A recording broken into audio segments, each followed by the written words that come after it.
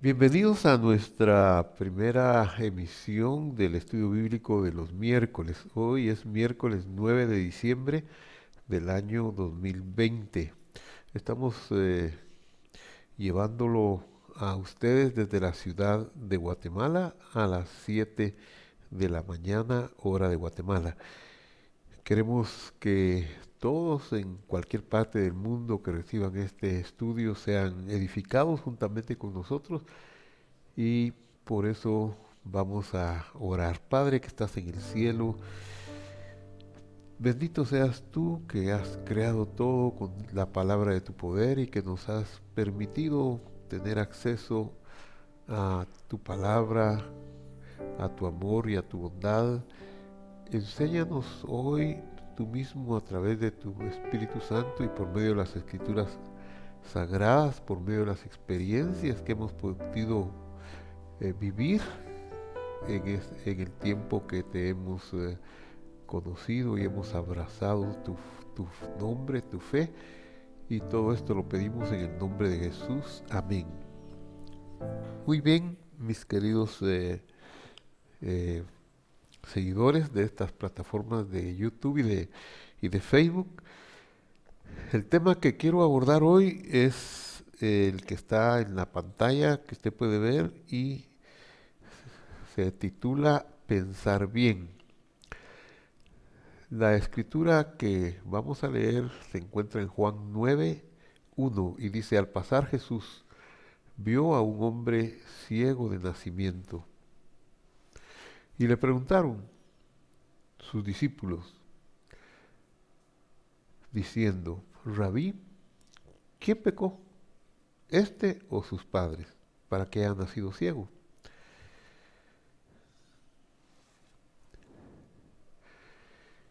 Y este pasaje me ha llevado a reflexionar y he estado meditando mucho en los días anteriores a este estudio sobre el tema que nos provee Juan 1, 2 en adelante, sobre el hombre que nació ciego.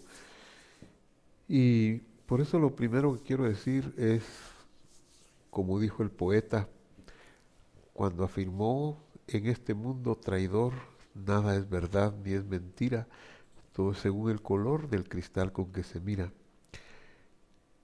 Quiera Dios que nos pongamos un cristal, no digo objetivo, porque todos podemos decir que es objetivo el cristal nuestro, sino el cristal de Dios, que las escrituras sean nuestro cristal para observar lo que pretendemos que sea nuestra realidad. Hemos afirmado en estudios anteriores que la verdad es una persona, que la verdad lo abarca todo y que es divina, y que nosotros los seres humanos somos aprendices de la verdad. Estamos encaminados en la medida que profundizamos más en el conocimiento de Dios y profundizamos más en el conocimiento de las sagradas escrituras, nos acercamos a la verdad.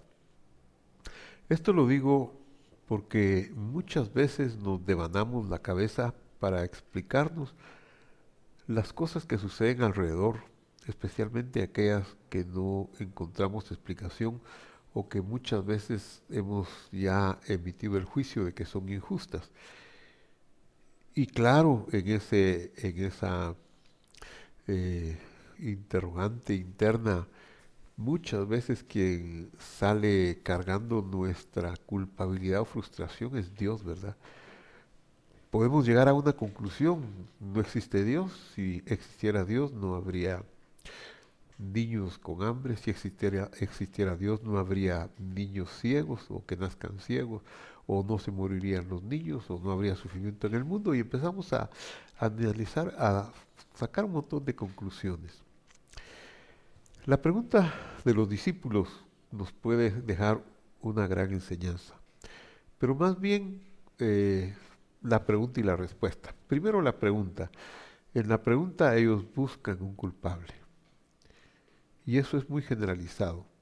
Todos necesitamos encontrar quién tiene la culpa. Es algo que es innato. Observamos algún sufrimiento en nosotros o en el prójimo y estamos pensando, ¿por qué? ¿Quién fue el causante? Y a veces es para descargar nuestra ira o frustración en el que fue causante. Y muchas veces eso lo hemos hecho injustamente, por supuesto. No nos abandona la ley de la causa y el efecto. Si hay un resultado es que tiene que haber una causa. Y en eso estamos muy cimentados. La respuesta del Señor es asombrosa. Es muy, muy inesperada. Pues Él les contesta, en el versículo 3 respondió Jesús, no es que pecó éste, ni sus padres, sino para que las obras de Dios se manifiesten en él. No es que pecó éste, ni sus padres.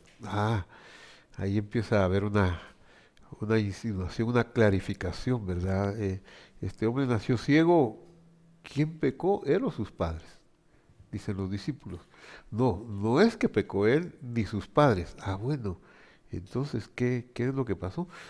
Sino para que las obras de Dios se manifiesten en él. Pero aquí, en esta segunda parte del versículo, puede ser que incurramos en un error mucho mayor.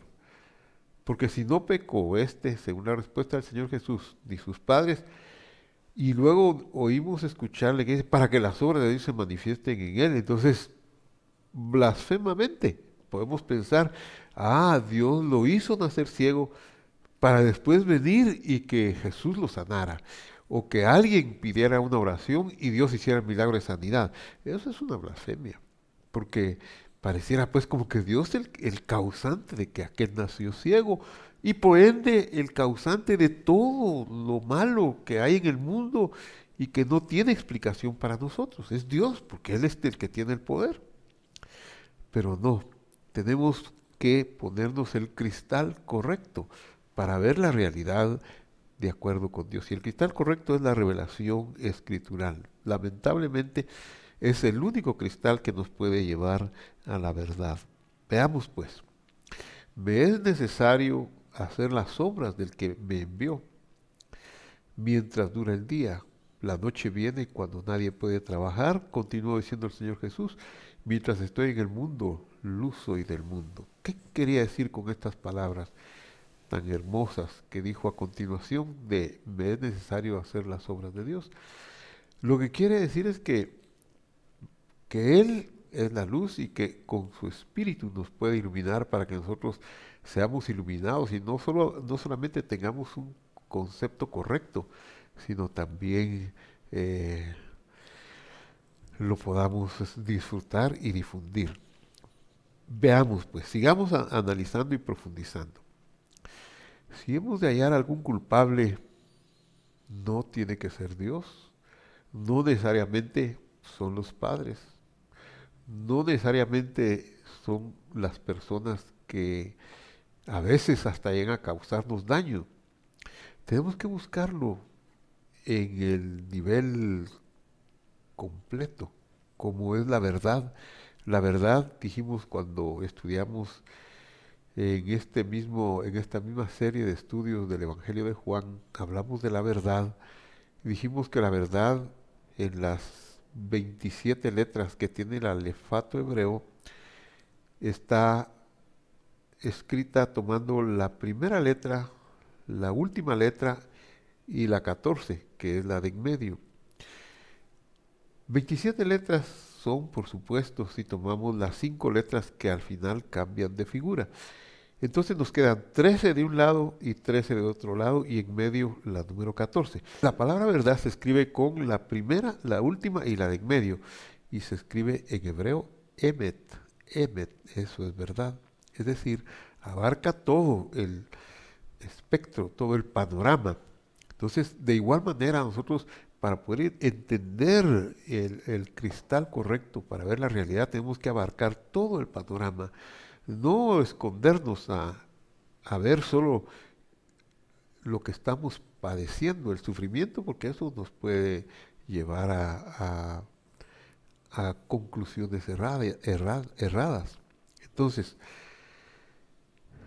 el panorama de la historia de la humanidad es el siguiente. Hoy nosotros vivimos en el mundo, en el cosmos, afectado por el árbol del conocimiento, el árbol que la serpiente engañosamente introdujo a la vista, al tacto y al cuerpo de nuestros padres en el huerto o en el tiempo original, sacándolos del huerto para que fueran a tocar ese árbol. Y cuando ellos, que eran la corona de aquella creación para irradiar luz a todo el universo, cuando ellos dejaron el contacto con el árbol de la vida, se salieron del huerto del Edén para ir al extremo, para ir fuera del huerto y tocar el árbol, comerlo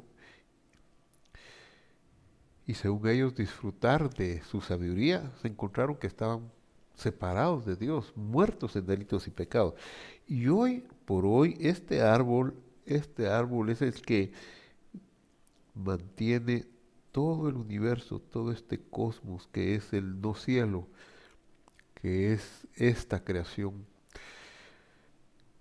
La mantiene oprimida, esclavizada. Por eso es que existe el mal, porque es el árbol del mal el que está irradiando sus tentáculos, irradiando su energía, su oscuridad. Dice la Biblia que el Dios de este siglo cegó el entendimiento de los incrédulos para que no les resplandezca la luz de la gloria del Cristo, del Mesías.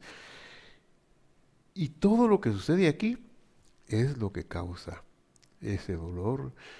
Entonces, ese árbol es la razón de por qué hay una ley en el universo, la entropía, que desordena todo, que tiende el universo al desorden.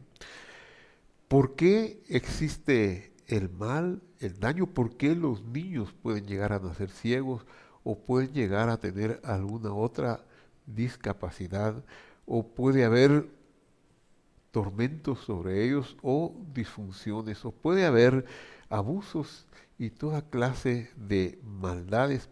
Es por causa de que el árbol de la vida fue desarraigado de este universo y fue llevado al cielo de nuevo y quedamos en la oscuridad y bajo el dominio de la serpiente. Este mundo está dominado por la serpiente.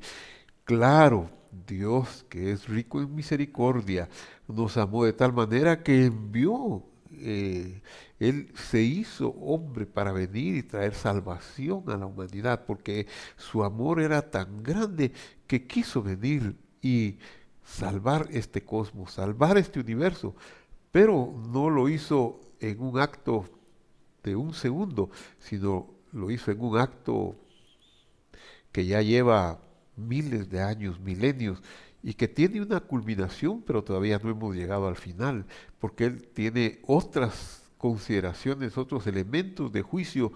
En el gran juicio final es cuando se develarán todas las causas y situaciones que hoy no son ocultas. Va a haber un juicio final, va a haber una evaluación de todas las criaturas, de todas las creaciones y de todos los actos de nosotros. Pero hoy por hoy estamos en el mundo, no de Dios, sí de Dios, porque Dios vino para hacer luz en este mundo. Pero Él no ha sido reconocido en este mundo. Él fue muerto por los príncipes de este mundo, tanto los príncipes religiosos como los príncipes que gobernaban. Ambos dieron su anuencia para quitar la vida, aunque no la quitaron, sino que era el plan divino maestro, que Él absorbiera la muerte y pusiera su vida para redimir a la humanidad de la esclavitud de este mundo. Entonces, volviendo a la pregunta inicial, ¿quién pecó? ¿Quién pecó? ¿Este o sus padres?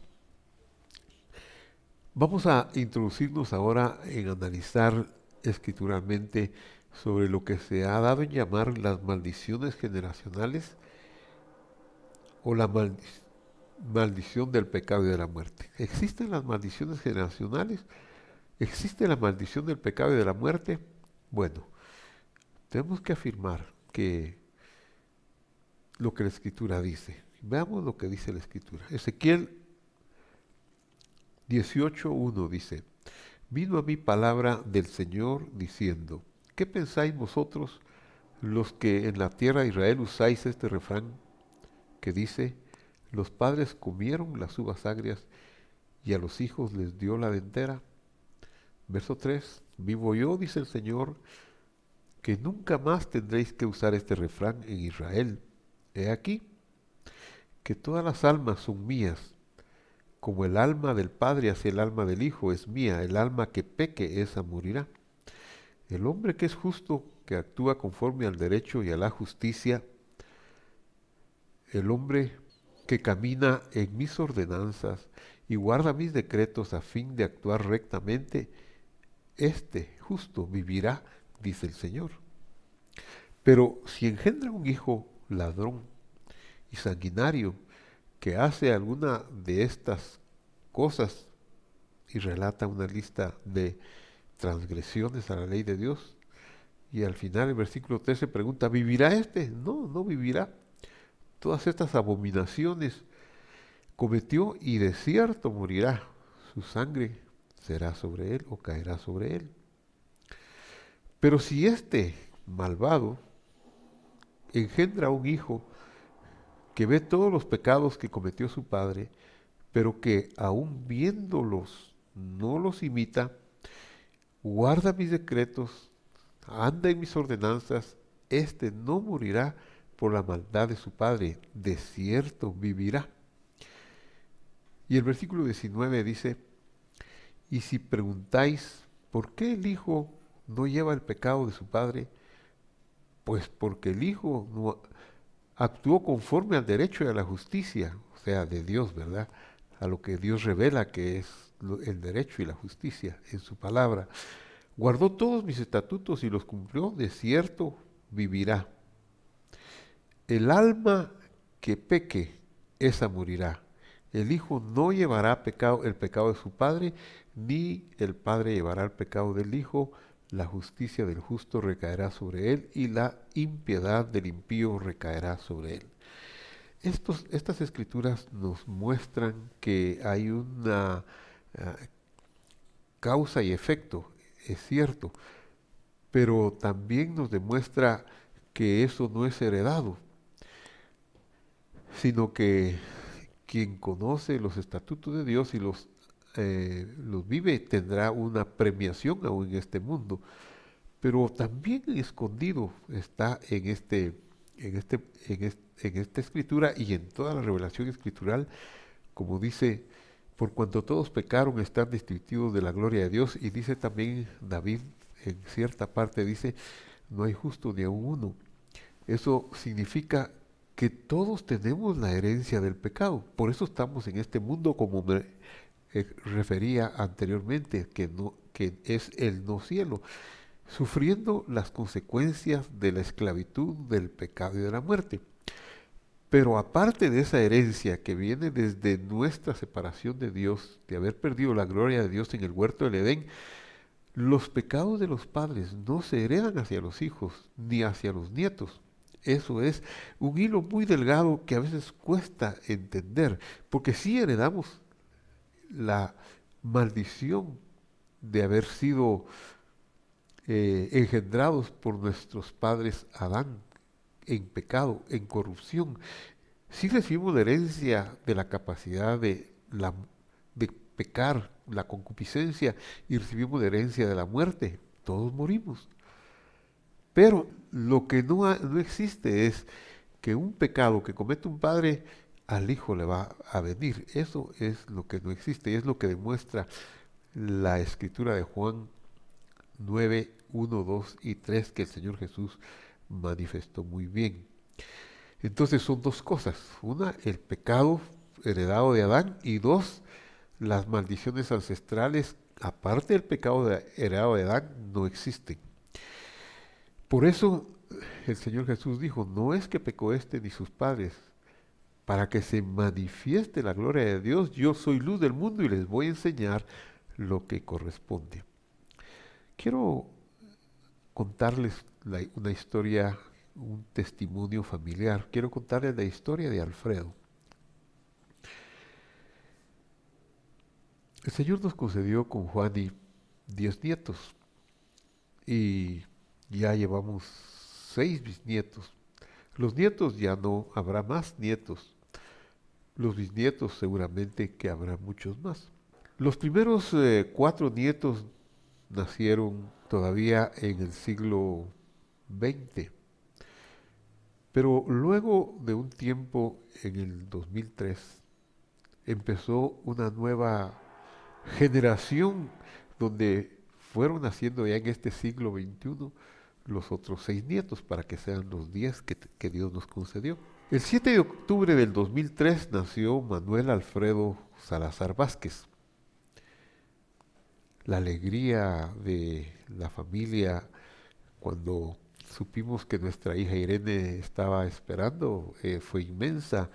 Obviamente nos alegramos con los esposos Salazar, Alfredo e Irene. Fue una gran alegría.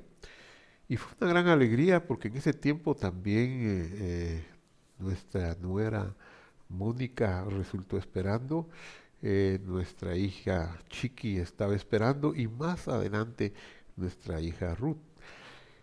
Y sucedió pues que hubo una camada de 4 nietos grandes y luego los siguientes 6 que fueron más o menos contemporáneos, siendo de ellos el primero Alfredito.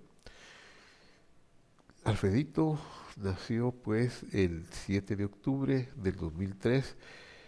Cuando tenía unos 8 meses, ya mi hija y mi yerno y los parientes, los papás de Alfredo, el papá de Alfredo más bien, empezaron a notar algo extraño en el niño. Juani también lo notó. Y empezaron a indagar y a hacerle exámenes. Y cuando tenía esa edad de 8 meses, el médico que los examinó, que lo examinó a él, les dijo que él tenía síndrome de Down. ¿Qué es el síndrome de Down? Nosotros nacemos con 46 pares de cromosomas. Uno aporta al padre y otro aporta a la madre, y esos son los que tienen la información genética del bebé. Los niños que nacen con síndrome de Down son los que en el par número 21 hay una trisomía, es decir, en lugar de haber 2 cromosomas, el masculino y el femenino, por alguna razón que no podemos entender, por lo menos yo no la puedo entender, hay un tercer cromosoma y eso es lo que ocasiona el síndrome de Down. El golpe fue extraordinariamente devastador para todos, especialmente para Irene. Irene había estudiado en la universidad terapia del habla y cómo enseñarle a niños a superar las dificultades del habla. Y luego quedó esperando a Alfredito. Bueno, el niño aprendimos muchas cosas. Por ejemplo, aprendimos que los niños con que son diferentes se les discrimina un poco, se dice retrasaditos. Se les dice, tiene síndrome de Down, o se le dice discapacitado. Pero aprendimos que eso puede ser muy ofensivo para el niño en sí. Y supimos de niños que tenían depresión, niños con síndrome de Down, que estaban deprimidos, que estaban agobiados, que estaban abrumados, porque no se les había tratado bien. Pero aparte de eso también había otras dificultades, otras necesidades, como por ejemplo físicas. Algunos órganos no funcionan bien.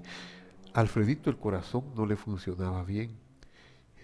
Cuando iba a cumplir los 2 años, en el 2005, unos meses antes de cumplir los 2 años, ellos ya habían determinado que su corazón no estaba bien y que necesitaba una cirugía de corazón abierto. Y aquí vemos al niño eunicar donde fue intervenido por los mejores médicos, asombrosamente, que hay en esa unidad para enfermedades del corazón. Y él, muy valiente, sufrió, le abrieron el pecho y le hicieron la cirugía. Anualmente él va y tiene un control, y es muy valiente para los controles de su cuerpo. Ser padre de un niño con discapacidad, porque, como le decía, aprendimos a no decirle discapacitado, sino ahora sabemos que lo correcto es decir una persona con discapacidad, no un discapacitado, no un niño con síndrome de Down, para cuidar sus corazoncitos también. Ser un padre involucra un compromiso entero, y bendito sea el Señor que a Alfredo, eh, le- su nacimiento provocó cambios en toda la familia, especialmente en sus padres y en sus hermanas. Pues ellos se dedicaron de lleno a conocer este tema del síndrome de Down, y fueron llevados a organizar una asociación que se llama Asociación Guatemalteca para Niños con Síndrome de Down. Y a partir de su operación, cada año lo llevan a una revisión.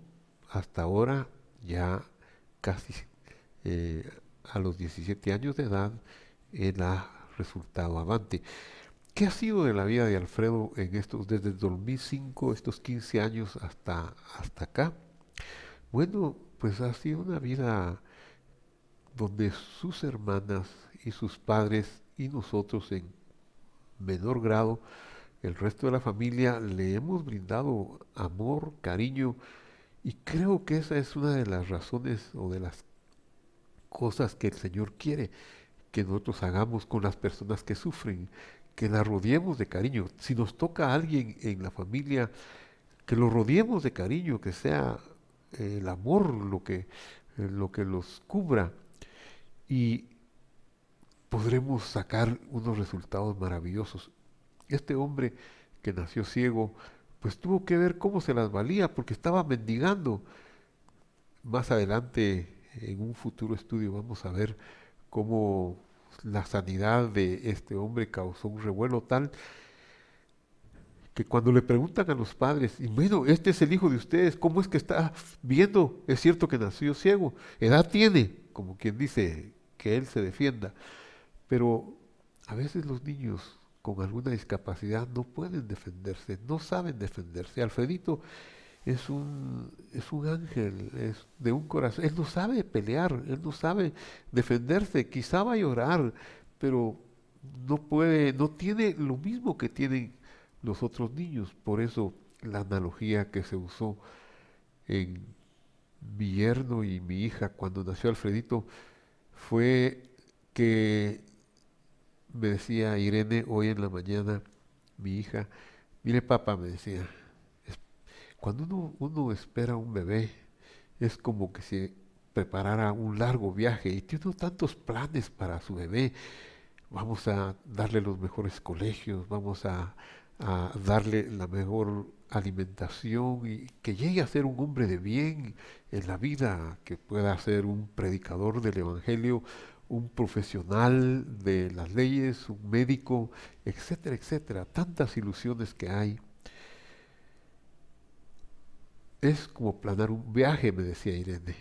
Por ejemplo, me decía, uno planea un viaje para Italia, planea ir a ver las obras de Da Vinci, las grandes pinturas en el Vaticano, los ríos de Italia, la historia de Roma, y se planea uno para esa parte alegre, la música italiana tan hermosa, y cuando el avión aterriza, le avisan a uno que ha aterrizado en Holanda. La azafata dice, bienvenidos a Holanda. Es un shock, porque estábamos preparados para llegar a Italia, y ahora en Holanda nos dice que bajamos en Holanda. Claro, Holanda tiene también sus cualidades, tiene sus tulipanes, la vida es más tranquila, tienen obras de ingeniería asombrosas, le han rescatado tierra al mar, han hecho grandes cosas. Por algo se llaman los Países Bajos, que han sabido penetrar mar adentro. En fin, tiene sus bellezas también Holanda, pero claro, son diferentes a Italia. Como diciendo, esperábamos de Alfredo que fuera un gran predicador, que fuera un gran abogado, arquitecto, ingeniero, pero al saber que tenía esa trisomía en el cromosoma 21, nos dimos cuenta que eso iba a ser diferente. Nos dimos cuenta que aquellos sueños y planes que teníamos para ver no iban a ser posibles. Alfredo, este 7 de octubre cumplió 17 años. Él todavía no habla bien, aunque sus padres, como les decía, se han esforzado y tienen terapia del habla para él y ha avanzado mucho. Y los viernes nos reunimos, aún a pesar de la pandemia, nos reunimos en la casa de mi hija. Ella vive a 4 casas de mí. Yo voy a la cena del viernes con ellos, con mi familia Salazar Vázquez. Y nuestra nieta Isi, ella tiene por su trabajo, tiene un Zoom. Y entonces conecta a las otras 3 familias y nos conectamos todos. Le damos una bendición a nuestros nietos, recordamos a nuestros padres. Luego comemos cada quien en su casa. Luego nos volvemos a juntar para darle gracias a Dios por la comida. Pero comenzamos leyendo Proverbios 31 del 10 hasta el final y Alfredito es uno de los que participa y ya le entendemos su lectura. Y luego leemos la sección semanal de la palabra de Dios que distribuimos a todos los que lo deseen, a los contactos. Y entonces él lee su porción y se lo entendemos. 17 años y lee como un niño que está en primer año primaria, porque es otra su capacidad. Pero eso no quiere decir que sea discapacitado, eso no quiere decir que sea, bueno, diferente sí es, pero que sea anormal, como pudo habérsele llamado. Y prueba de ello es que Alfredito demostró desde su temprana edad una pasión por el agua. Le gustaban las piscinas, le gustaban el agua. Su hermana Irenita lo empezó a llevar a él y a su primo Melvincito a que aprendieran a nadar. Y él le gustó nadar y mire, me da vergüenza decirlo, pero hay entrenamientos en los cuales él nada hasta 1000 metros. Y yo le digo, me da vergüenza decirlo porque yo no nado. Apenas a lo ancho de la piscina ya voy sofocado, ya voy agarrándome de la orilla. Pero Alfredito nada hasta 1000 metros en sus entrenamientos. Y sus padres hicieron que él se anotara. Bueno, la Asociación para el Síndrome de Down, la Asociación Guatemalteca para el Síndrome de Down, empezó a dar la oportunidad a muchos niños con este síndrome. Y vinieron muchos. No podían pagar y se necesitaba tener maestras especializadas, pero Dios fue abriendo puertas y poniendo donadores en el camino, donadores guatemaltecos. Hay un torneo de golf que se hace todos los años y el fruto de ese torneo es para la asociación. Hubo una línea aérea que lo organizaba, hubo una empresa en los Estados Unidos, Target, que durante varios años aportó buena parte del presupuesto y de repente dejó de aportar. Pero Dios milagrosamente fue poniendo quienes aportaran para que se pagaran los sueldos de esos maestros especializados, para que se pagaran los gastos de alquiler de una sede, etcétera, etcétera. Y entonces a todos los niños se les da la oportunidad porque ellos crean, simpatía en las personas y en las empresas. Piscinas, maestros de natación, maestros de billar, surf, piscinas especiales, les dan la oportunidad a estos niños. Y Alfredito supo aprovecharlo y sus padres se comprometieron en llevarlos a todas esas actividades. Y así fue que el 27 de julio de 2016 hizo su primera competencia internacional. Fue una competencia amistosa en el San Salvador y ganó medalla de oro y de bronce. Aquí lo vemos en esta fotografía después de esa competencia. Claro, hubo otros niños que tuvieron el mismo premio en San Salvador 2016. Aquí aparece Alfredito con sus padres Alfredo e Irene en esa competencia en San Salvador. Lo interesante es que Alfredito no tiene orgullo, no sabe que, sí sabe que le gusta nadar y sabe que le enseñaron a competir para ver quién llega primero en la natación, pero él no puede, no le hemos notado, yo valgo más que los demás, sencillamente es como muy natural para él. Si gana, bien; si no gana, bien, es otra dimensión. Lo asombroso fue que siguieron entrenando y entrenando y lograron inscribir a los niños, mi yerno y mi hija, a los niños de la Asociación Guatemalteca en Olimpiadas Especiales.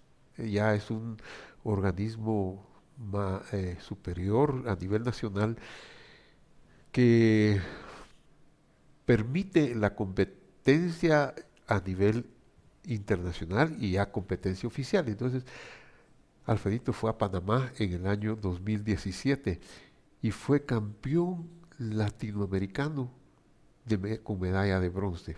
Obtuvo el tercer lugar en abril del 2017. Aquí podemos ver, les voy a mostrar algunas fotografías de los reconocimientos.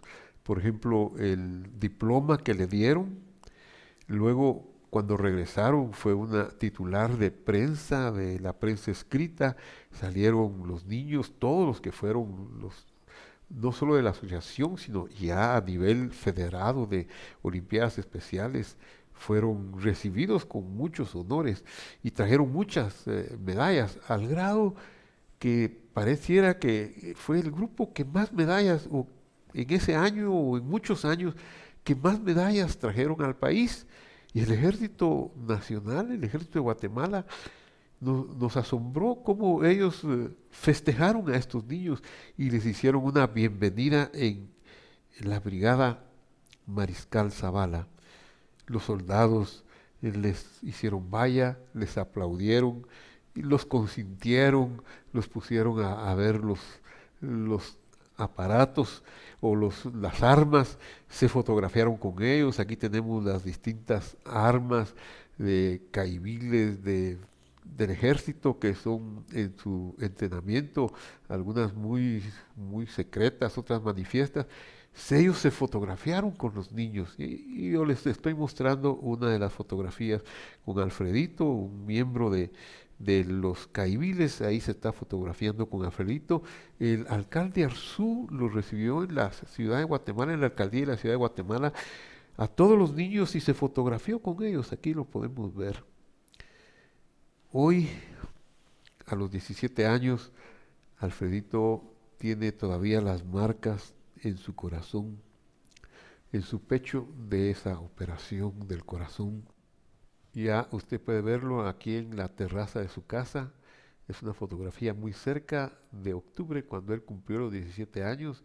Él es un niño feliz y sus padres le han brindado todo el apoyo. Le preguntaba yo a mi hija: mira, mi hija, ¿qué significa tener un Alfredito? Mire, papá, me dijo, yo mis compromisos de pastora los cumplo, pero respeto todos los compromisos de Alfredo, sus turnos de entrenamiento de billar, de entrenamiento de natación, de surf, se los cumplimos.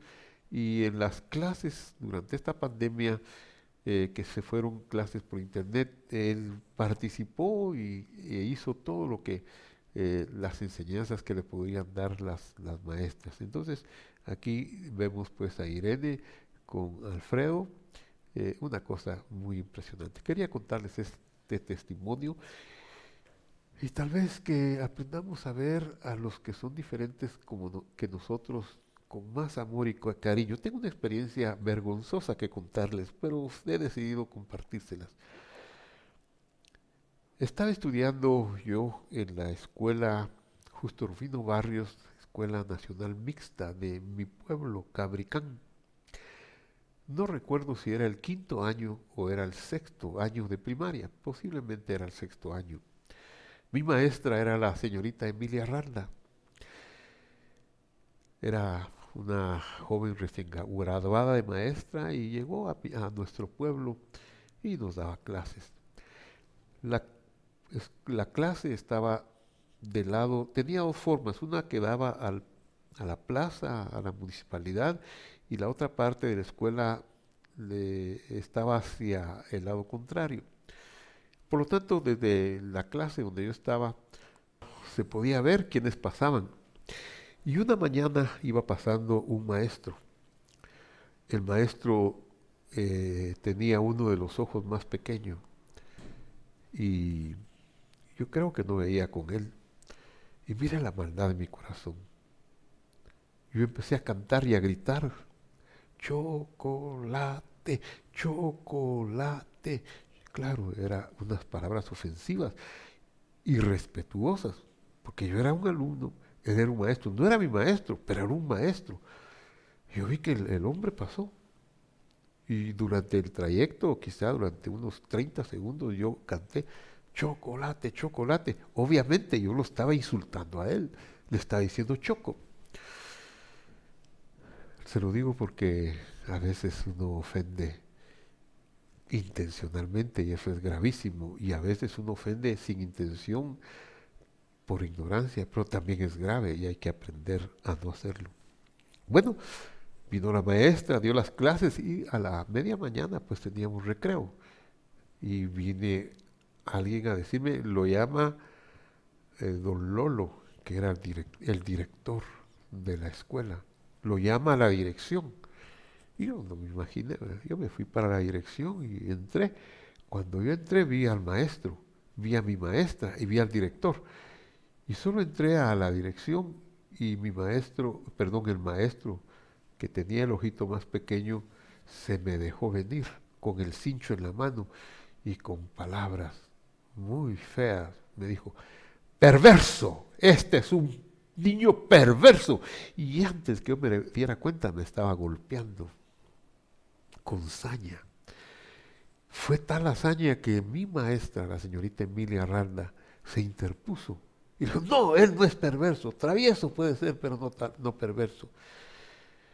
Le dije que le iba a contar un hecho vergonzoso. Claro, no me alegra haber hecho esto, me avergüenza haber hecho, pero me es una enseñanza tan grande de que en este mundo algunos nacen diferentes por causa del pecado, algunos por causa de accidentes. Yo no sé este maestro si fue de nacimiento o si fue un accidente en su vida, pero ¿qué derecho tenía yo de ofenderlo? Ninguno.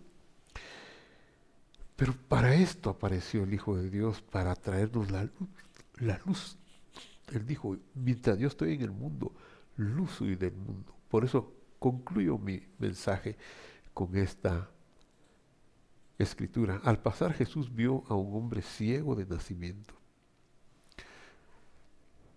Digno de respeto, por supuesto, ¿verdad? Y le preguntaron sus discípulos diciendo, Rabí, ¿quién pecó este o sus padres para que haya nacido ciego?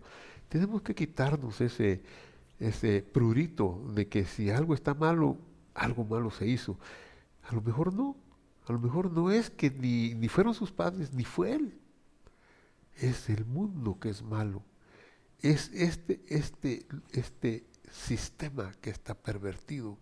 Es el Dios de este siglo que nos tiene cegados los ojos y el entendimiento a todos. Por eso Jesús respondió y dijo, no es que pecó este ni sus padres. Yo les voy a enseñar, en otras palabras, sino para que las obras de Dios se manifiesten en él. O sea, yo les voy a enseñar lo que realmente está pasando. Si ustedes escudriñan mi palabra, ahí verán que hay testimonio de lo que es cierto, de lo que es la verdad y lo que es la vida. Me es necesario hacer las obras del que me envió mientras dura el día. La noche viene cuando nadie puede trabajar. Mientras estoy en el mundo, luz soy del mundo. Vamos a orar entonces. Me gustaría mucho tanto mencionar a todos los que nos sintonizan, a los que dan un mensaje de simpatía, pero son más de los que yo podría tener capacidad de mencionar. Pero a todos ellos les mando un cordial saludo. Me he dado cuenta que Mayrita Velar Mesa desde Lansing, muchas veces, quizás siempre, a veces los domingos, a veces los miércoles, nos sintoniza. Me he dado cuenta de hermanos en la Argentina que también de igual manera muchas veces los domingos o en algunos otros días nos sintonizan, y eso me causa gran alegría al grado pues que me gustaría como saludarles. Mabel Simonetti en Argentina, varias veces la he visto conectada. Mi hermano Rola en Tacoma, igualmente su nuera Luisa y su y muchos de sus hijos nos sintonizan, y quiero elevar una oración en este momento por todos aquellos que deseen unirse conmigo. Padre que estás en el cielo, en el nombre de Jesús estoy dándote gracias porque a mí personalmente me abriste los ojos para no considerar a nadie menos porque tenga alguna discapacidad. Y te pido perdón, Señor, por la ofensa que le hice al maestro Eliú hace muchísimos años. Te pido que me perdones. Cuando lo recuerdo, no lo recuerdo con gracia, sino con remordimiento. Y por eso te pido perdón, Señor. Pero también quiero aprovechar esta circunstancia para enseñar que hay cosas que no son de nuestro agrado en este mundo, pero no es porque tú las mandes o porque tú las establezcas, sino son causadas por el mal que hay en el mundo. Y por eso anhelamos tanto el regreso de nuestro Señor Jesucristo y su coronación en gloria en este universo por el cual Él murió también, para que se acabe todo el mal, todo síndrome, toda discapacidad, pobreza, enfermedad, contienda, guerras, toda corrupción y sobre todo la muerte y toda concupiscencia. Hoy oro por todos los hermanos que están enfermos para pedirte sanidad por mi hermano Rola, pedirte sanidad por mi amado hermano Juan Carlos Alvarado, que ya va saliendo adelante en franca recuperación de esa enfermedad tan maligna que le tocó a él y a su esposa y a su hijo Coco. Te pido, Señor, que tú lo restaures plenamente en su salud. Por los hermanos Vargas, Isaías y Teresita Vargas, que están pasando una aflicción tan grande allá en Arizona, que tú los ayudes, Señor amado, en el nombre de Jesús de Nazaret. Para pedirte consuelo para Gaby y Dani Salguero, porque fue su madrecita Mercy inhumada el sábado pasado, porque tú la llamaste a tu palacio, Señor, para que consuele su vida y la vida de sus hijos, también de sus nietos, en el nombre de Jesús. Y así por cualquier otra enfermedad, el papá de Meli Díaz, la mamá de Edgar Aldana, los pongo en tus manos, Señor. Todos los que están pasando una necesidad de sanidad o necesidad de sustento, yo te ruego, Señor, que tú traigas sobre ellos el sustento, la provisión. Por los que tienen planeada una cirugía o alguna intervención, los pongo en tus manos también en el nombre de Jesús. Amén y amén. Que Dios lo bendiga. Le invito a compartir nuestra dirección, a suscribirse a nuestro canal, a reportarlo. De alguna manera, pues nos enteraremos y será bendición para nosotros. Hasta la próxima, que Dios esté con ustedes.